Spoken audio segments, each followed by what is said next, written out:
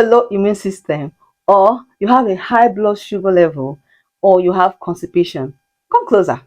I have something for you. We'll be talking about this fruit. It's called jackfruit. This fruit is something you should include in your routine every day.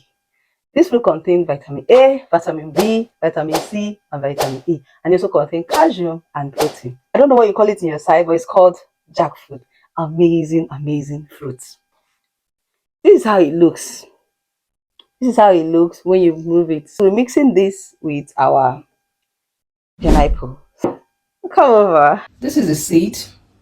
You can cook it and you can boil it.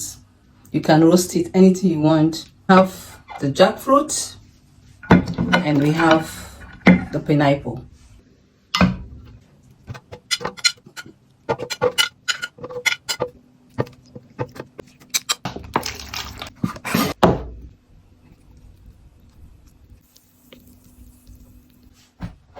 So this is the smoothie. It's very nice. If you have a juicer, you can juice it and enjoy. Like, let's have a taste. Hmm.